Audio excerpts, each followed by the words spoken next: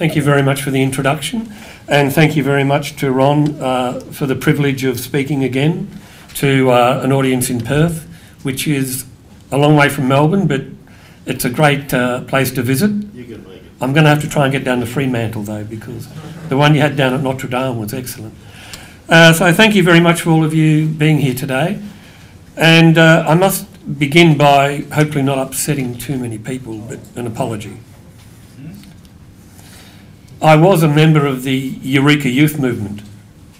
Some of you might know. Does anybody know what the Eureka youth movement is? Well, good. It's the Communist Party of Australia, their youth league. So I grew up in a working class area in Melbourne, Broadmeadows, some of you might know it, Housing Commission. But Dad was in the Communist Party, and God bless him, he was at the Newport workshops in the railways, which, if you know Bob Santa Maria and the DLP, it was a strong sell there. But luckily Mum was a good Catholic. So it was Sunday communion, obviously confession, communion, so confirmation, all the rites of Catholicism. And on Tuesday it was Lenin and Stalin and Mao and the glorious revolution, where they all sort of hold flags and tools and strive forward. They're never going backward, even though, as I think Jennifer said, Mao 40 to 50 million people died during the that terrible regime. But what I'd like to talk about is a culture of freedom. Some of you might know I wrote a little monograph last year for the IPA, Institute of Public Affairs, about the culture of freedom, and it relates to Western culture. So a lot of the discussion we've had today, quite rightly, has been about Western civilisation, but I'd like to be a bit more specific, because I think culture, not with a K, but culture is something that we really should learn more about. Pierre Ryckmans, some of you might know, was a Sino-academic, if that's the right expression, at the ANU. God bless, he died a couple of years ago.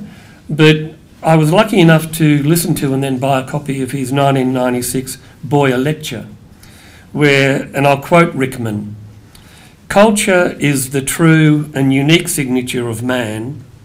Sorry about the gender problem there, but he did use the word man. "And that culture is the very means through which we realise the fullness of our humanity." And I think, end of quote, I think it's very important to recognise the value of culture, especially at a time when multiculturalism, which is something that's been pushed on our schools, primary and secondary, for over 30 years as government policy across Australia, especially when multiculturalism, although it's now morphing into diversity and difference, because I think they're beginning to understand that most Australians never really are comfortable with the concept that people should come and live here, value their own cultures above ours, and be allowed to possibly import a way of life that might be un-Australian.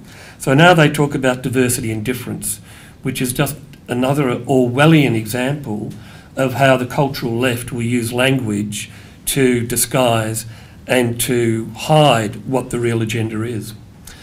I was a literature teacher, by the way, and I loved teaching Orwell and Huxley and Brave New World and 1984, which really, if you haven't read, you should, because it's kind of cultural left neo-Marxism 101, proving what they did, same as Animal Farm. Okay, so culture.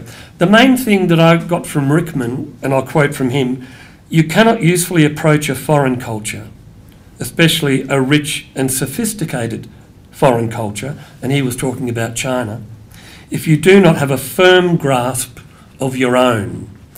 And so what he found at the ANU was that he was teaching Australian students from all around Australia who had a very minimal understanding, a very fragmented, superficial understanding of Western culture. So he had to spend time teaching them the basics of Western culture before they could go on to study China. And what I'd like to do, just quickly with the time I have, is to outline briefly why Western culture is, I argue, and many have today, the most beneficial and superior amongst many. Why it is so beneficial, but the issue is that it's been attacked and undermined by what the Americans would call enemies, foreign and domestic. So there are lots of issues here about what's happened, but I'd like to just simplify it, if I can, to enemies, foreign and domestic. What makes Western culture unique? The fact is, it is a very gated culture, if that's the right expression. It's a culture that's drawn on many others, historically, in particular over thousands or hundreds of years. It's drawn on many other cultures, whether it's even China, whether it's Persia, whatever. And I'm not a historian, by the way. I'm more an English teacher. But even though it's drawn on many other cultures, it is geographically and historically unique. And that's the point I'd like to stress. It's primarily European and Anglo-Celtic, I'd suggest. And it embodies a number of defining characteristics. One, a Westminster liberal democratic form of representative government. And some people don't like the expression Anglosphere, but I'm quite happy to talk about the Anglosphere, especially in terms of a parliamentary and a legal system that has been adapted, but is derived from England. Number two, as argued by Larry Siedentop in Inventing the Individual, and he was mentioned this morning, I think, we enjoy a legal system based on natural law and Christian values such as sanctity of life, free will, and the concept of right and wrong action. As a little 10-year-old, my mum told me you had a good angel and a bad angel. And she taught me very early that you have a conscience to decide who you listen to. And that to me is a profound concept to understand, because it does say you have to make moral decisions and you have to decide between right and wrong. And in that sense, it's a very profound gift to have. Christianity is a dominant religion, even though I think now it's going down to about 60% in Australia. If you look at something like Islam or Buddhism or Hinduism, maybe 1 or 2%. So Christianity certainly is numerically the major dominant religion. Number four, Western culture has a view of science, medicine, technology based on rationality and reason. Number five, a university and education system, ideally, and I stress that is committed to the pursuit of knowledge, wisdom and truth. Now, they're kind of old-fashioned concepts, and I picked it up reading T.S. Eliot, Notes Towards a Definition of Culture. But education, and I reviewed the national curriculum, co-chaired that 2 or 3 years ago, as some of you would know, and one of the things that struck me in particular was that we have a national curriculum that really doesn't address the issue, and I'll talk a bit about that later. Number one, what makes Western culture unique? If you look at our political and our legal system, based on separation of powers, free and open elections, universal suffrage, checks and balances, inalienable rights, including, as the Americans would say, life, liberty, pursuit of happiness. And it's interesting that they recognise God in that these rights are given to us by God. Notwithstanding 18C and the politically correct thought police, as Jennifer mentioned, we do have freedom of expression and religion, and I travel a lot in Indochina, Burma, Cambodia, Laos, Vietnam. If you travel to those countries, they don't have freedom of expression or freedom of religion, and people disappear off the street if they're critical of the government. And you only see what's happening with Hun Sen in Cambodia at the moment, where the opposition party has been outlawed and members of the opposition have had to flee to Europe to be safe. So we should, even though we're critical, appreciate what we have: the right to own property, free enterprise, and the right to make a profit, something that a lot of young people don't quite understand, but you have to make a profit before you can spend your money. You don't simply rely on your parents, as my daughter does, or government to keep giving you things. And a division between church and state, which is very important. A legal system based on natural law, underpinned by Christianity, and that has evolved, I think Bella mentioned, since Magna Carta. Even though it goes back further, I think Hannibal's commandments, is it Hannibal? That's the one, not the guy in the movie, the other one. Yeah. Different Hannibal. But we do have that legal system that can be traced over many hundreds of years. And I wanted to meet him in Perth, but I haven't. Augusto Zimmermann, are you in the audience? No. But he's written a lot about this, and I think he's a profoundly significant advocate of and championing, advocate of our legal system and the Christian origins. We do have the right to a just and timely trial, the right to be judged by one's peers, concepts like habeas corpus, innocent until proven guilty, unless you're a European, middle-aged, slightly balding, patriarchal, Eurocentric, misogynist, Islamophobic male, like me. Guilty, as Jennifer said. But generally innocent until proven guilty.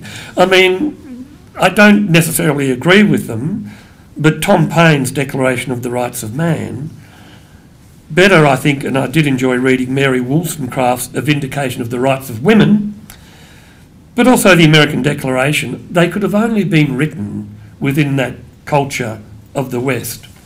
It didn't happen in what is now South America or South Africa or Asia. It happened because of that culture, what I called the culture of freedom in the little monograph I wrote. Number 3, Christianity is central to Western culture. T.S. Eliot, who I mentioned before, I'll quote from him in Notes Towards a Definition of Culture. It is in Christianity that our arts have developed. It is in Christianity that the laws of Europe have been rooted. It is against a background of Christianity that all our thought has significance, which is certainly a statement. Obviously, the Ten Commandments, Christian concepts like sanctity of life, free will, as I mentioned, being equal before God. And there's a lovely quote there from the New Testament, which I always forget. Is Peter here or is he gone? About whether you are male or woman or man, male or female, Jew or before God, you are all equal. Can you remember that? It's Paul. And what did he say? Corinthians. Yeah. I don't have it in my head. There is no slave or... Yeah. Before God, because we all are made in God's image. You're on the right track. Yeah. I like the interaction, being a teacher. Because of we're made in God's image, we all have that inherent dignity of the person and the right to those liberties that mentioned in the American Declaration. And what I love too, travelling to Europe, most of Western art, music, literature and architecture is steeped in Christianity. And as I say, I taught literature for many years. And I mean, you can only understand people like, well, obviously Chaucer or Milton or even modern poets like T.S. Eliot. Or Shakespeare, to go back further. You can only understand these writers and authors in the context of that Christian faith. And interestingly enough, today in Australia, Christian-inspired and Christian-managed health, education, social welfare, charitable groups are critical for Australia's social fabric. And somebody, I think, said to me, it may have been at the conference that was in Fremantle a couple of years ago, that up to 40-50% of all of those charitable health education groups are managed or inspired by Christian values or Christian organisations. Education is an obvious example. I'm at the Australian Catholic University. 20% of students in primary and secondary school go to Catholic schools, 20%. If you add the other 14% from the independent sector that are mainly Christian or faith-based, it gets up to 32%. So our education system is very much influenced by the Christian faith. Parliaments begin with the Lord's Prayer, as I'm sure you all know, and our Constitution's preamble refers to Almighty God. Number 4, rationality and reason. And it's interesting, somebody mentioned Ratzinger, who wrote a great book with Marcella Pira, Roots, and about Christianity and Islam some years ago. But I could be wrong here. It's either Pope Paul or Pope Francis. 2 wings of a butterfly, that faith and reason can be balanced. That you don't have to have, if you believe in empiricism and reason, you don't have to then deny faith or a sense of the transcendent. And it was interesting, I read a little autobiography, I think, yeah, of Einstein, who I think knew something about physics and maths and science. And he basically said anybody who doesn't have a sense of spirituality or the transcendent is a buffoon. It must be there. He wasn't a religious person in a formal sense, so he didn't go to a synagogue or a church or to mass. But he did say you needed that sense of transcendence and spirituality. So the ability to reason, to move through there, is something that's critical to Western culture. It should be based on what can be empirically proven instead of superstition, witchcraft or hearsay. There's a great example after the war, or during the war, Kokoda Trail, Second World War, New Guinea.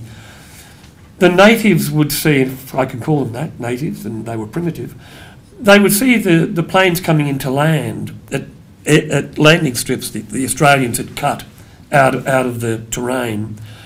And then suddenly from this thing, food and water appeared.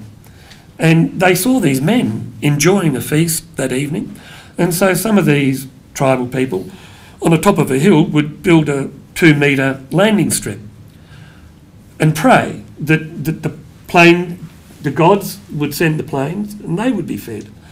But Western empiricism, a belief in rationality and logic, doesn't accept that because we have a strong sense of needing to prove what can be proven in terms of logic or rationality.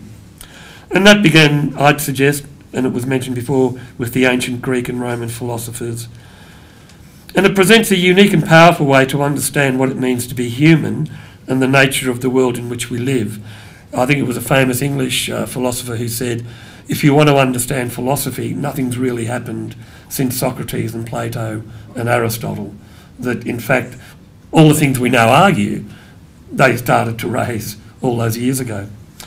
Western mathematics, science, technology led to the Industrial Revolution, more recently split the atom, put a man on the moon, underpinned revolutionary breakthroughs in medicine, food production, communication, expectancy, life expectancy, quality of life. I mean, I love to say to people, they don't like Western science or Western medicine.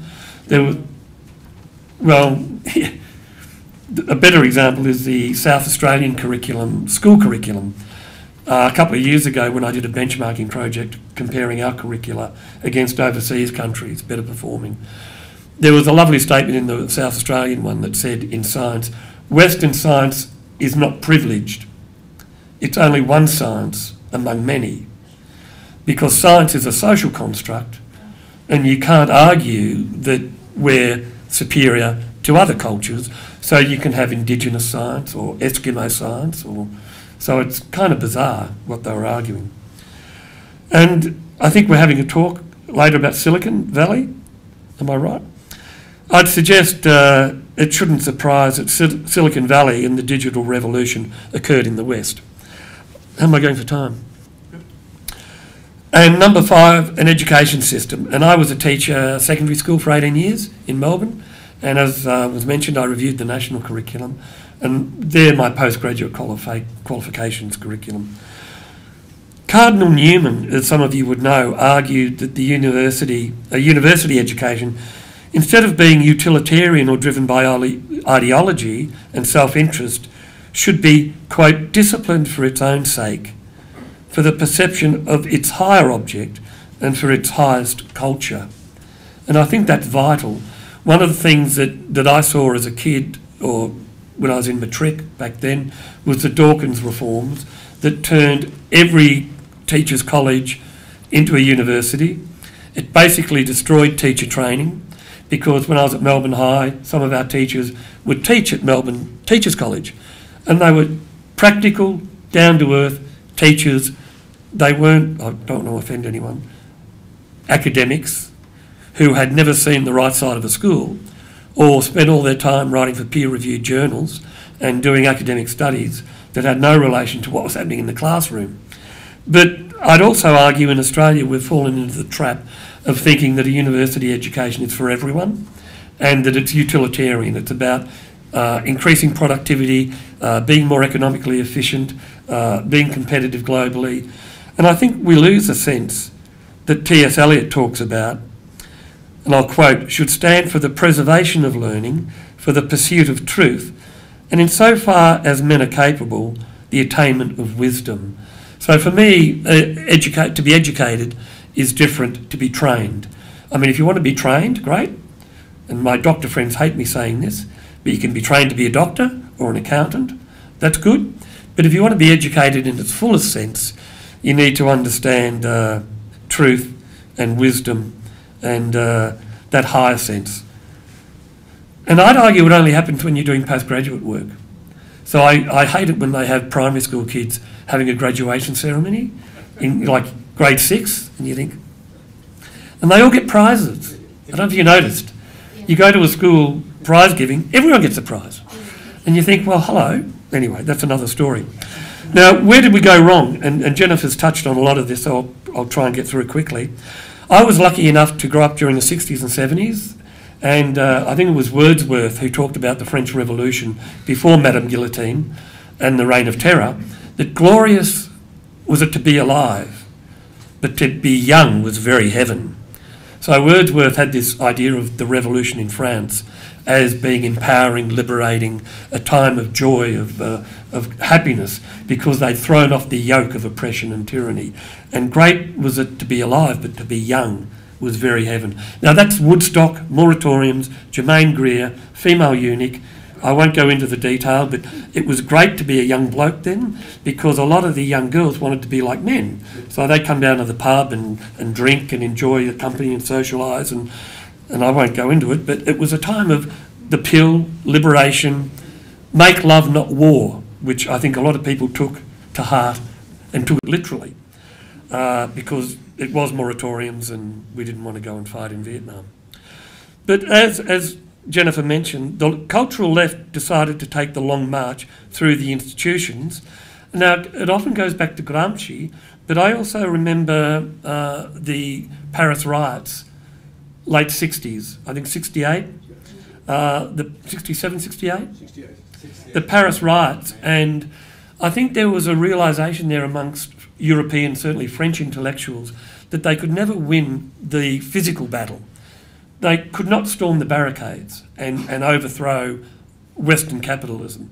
So the idea was very strategic, very long-term, as the left is, to take 10, 15, 20 years, as Mao did, to take control, to take the long march through the institutions. And it became a revolt against established authority and the status quo. The church, the family, education, politics, parliament, the media. And we see that now, but it has evolved and changed, obviously. But if I tried to read some of these people, I could never understand them. Bourdieu, Althusser, Foucault, Barthes, Derrida. When it sort of went out of fashion in Paris, at the Sorbonne, we took it up in Australia, as we often do. We take up things 4 or 5 years after it happens up there somewhere, and we run hard with it while everybody else is getting rid of it. But there was this rainbow alliance of radical theories: postmodernism, deconstruction, feminism, post-colonial, and my ultimate favourite, LGBTQI. And I understand there are now over 70, on Facebook, 70 categories for gender.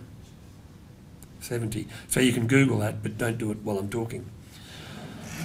But as a result, received knowledge and wisdom were undermined, Western culture, our Judeo-Christian heritage were condemned. A liberal education within a Western tradition was deconstructed in terms of power relationships and victimhood, as we've heard, based on what I call the new Trinity. As a Catholic, it's not the Father, Son, Holy Ghost, it's gender, ethnicity and class. And Tony Abbott spoke about that 4 or 5 years ago. In America, Bowles and Gintis, in terms of education, argued that schools were instrumental in reproducing the capitalist system, and that socialists must take control of schools and overthrow the status quo. Joan Kern, anybody from Victoria? Only a few. You'll remember Joan Kern, Mother Russia, as I call her, who was a Marxist, gave a great talk at a Fabian Society, 1968, 72, whenever, and she actually said, just before she became Minister for Education, we must use the education system to overthrow capitalism and to introduce socialist utopia where all are winners, it's equality of outcomes, not opportunity.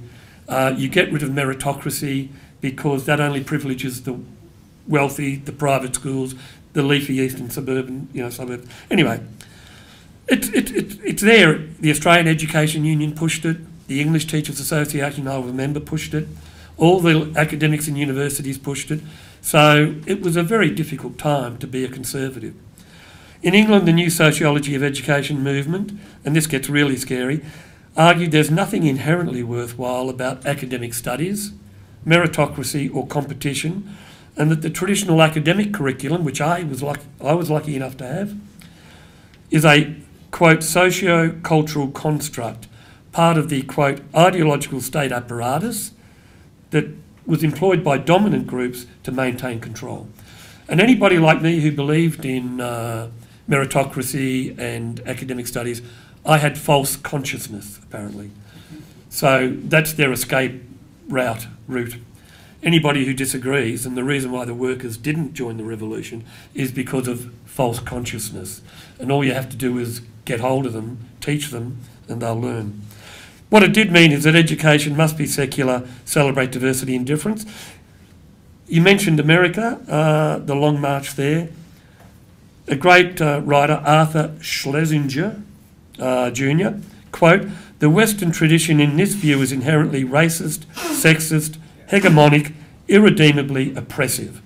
The spread of Western culture is due not to any innate quality, but simply to spread Western power." Now that was Schlesinger criticising the cultural left, but he in the end became quite distressed, upset about what had happened in the universities. In Australia, Pierre Rickman, who I mentioned, also mentioned this, quote, "The main problem is not so much that the university, as Western civilisation knew it, past tense, is now virtually dead, but that its death has hardly registered in the consciousness of the public or even the majority of academics themselves." And this to me is a very good summation. Western culture or culture can be like the oxygen we breathe, and we take it for granted unless it disappears, and then it's too late. And there's a real issue here, I think, which I'll address later. But has it dropped out? Luckily, I've been to these before, and you always have a hard copy. So when the technology fails, you go... Pardon? Go to page 8. Go to page 8. So just excuse me for a moment. So what I want to talk about now, just very quickly, I'll keep saying that, is the enemy foreign, which I want to talk about Islamic terrorism. Samuel P. Huntington, about 20 years ago, said, quote, "The great divisions among humankind and the dominating source of conflict will be cultural," end of quote. And what we are seeing now on the world stage is a clash between Islamic terrorism and Christianity. David Murray, in The Strange Death of Europe, mentioned before, argues the situation is so dire that Europe as a bastion of Western culture will soon disappear. And he actually argues that people who are now living in Europe, who might be 40 or 50 or 60, that'll be the last generation that will see Europe as it was. And I think Merkel might have to face the consequences of that soon rather than later. But since the 9/11 attack in the US, the rise of Islamic terrorism on a global scale has been quite dramatic, with the London, Paris, Bali bombings, Nice, Sydney, Manchester. Islamic terrorism is taking hold. Obviously the Islamic Caliphate, which is being pushed back, but the danger then is a lot of these fighters will go back to England or Australia or Europe and carry on their battle. And I disagree with a lot of politicians in Australia who argue, and even Malcolm Turnbull, as I call him, even Turnbull said, that's Turnbull for those of you who don't know, even Turnbull said Islam is a religion of peace. And if you've read Hirsi Ali, you'll know how untrue that is. I mean, she was raised in a Muslim country. I think she had female genital mutilation. She was going to be forcefully married. She got to Holland, to peace, security, she hoped, but her dear friend, the film producer, was killed in the street, and because she was in Parliament arguing against Islam, there was a fatwa against her. She's now under 24/7 security in America. But she wrote in her recent book, quote, that Islam is not a peaceful religion and that it's fundamentally anti-Christian and anti-Western. And if you know anything about dhimmiya, the idea that when they established the caliphate, that anybody who was a non-believer, especially Jews and Christians, you have three options. You either die, you lose everything, or you convert to Islam. So it's a very sinister religion, and I have read most of the Quran and about the early years, and the reality is that when the Islamic religion went to Medina, it became a religion of war. So it was about conquest. And that's why I probably prefer the New Testament, because it's kind of slightly different to what was happening back then. So Hirsi Ali got it right. It's a theocracy, no division between church and state, and it's the word of the prophet that can't be questioned. So they've never had, as we did, a Reformation or an Enlightenment. And I don't see it happening too soon, although there might be a few buds there blooming. What's to be done? Because I wanted to finish off on a bit more positive. We need to acknowledge and celebrate the unique strengths and benefits of Western culture, and I'm so happy to be here today to do that, because Western culture is actually very good. Forget all the gainsayers and the critics. According to the US-based Freedom House, those countries associated with Western culture have the highest rates of protecting life, liberty and pursuit of happiness. Unlike totalitarian regimes across Africa, Middle East, Southeast Asia, countries embracing Western culture guarantee freedoms, as we've discussed today. And the scientific method of inquiry, one based on testing truth claims against available evidence, revising and changing where necessary, has led to medical, scientific, technological and engineering breakthroughs that have changed the course of history to our benefit. So we need to acknowledge and celebrate, whether it's the Renaissance, the Reformation, the Enlightenment, or what's happening now, there is a sense, or there can be a sense of renewal and ongoing search for knowledge, understanding and truth, if we don't lose that sense. Unlike theocratic and totalitarian ideologies, Western democracy embraces, as I've said, principles like free and open elections, universal franchise, and apart from 18C, freedom of expression. And that's the reason why we enjoy so much peace and prosperity compared to these other countries. And it's the reason so many oppressed millions are so desperate to risk such an arduous and difficult journey to come to Western countries from where they live, because they know that if they can get to the West, they truly will be able to experience that culture of freedom. So in finishing, thank you to the Mannkal Foundation and to Ron for giving another session like this. And some of us were at the, I think Bella mentioned it, at the the launch of the Ramsay Institute on Monday, which was another sign that there is a sense now, I think, whether it's the IPA, whether it's Mannkal, whether it's the centre in Sydney that will be established, or whether it's Campion College in Sydney, one of the only liberal arts colleges we have in Australia, there is a sense that there wants to be a renewal, a reaffirmation of Western culture, Western civilisation. So I'm a bit more optimistic, and especially seeing all these young people here today, because we have to be like the cultural left. We have to take the medium to long-term view, and we have to plant these seeds of belief in what it is that we're struggling to achieve and defend.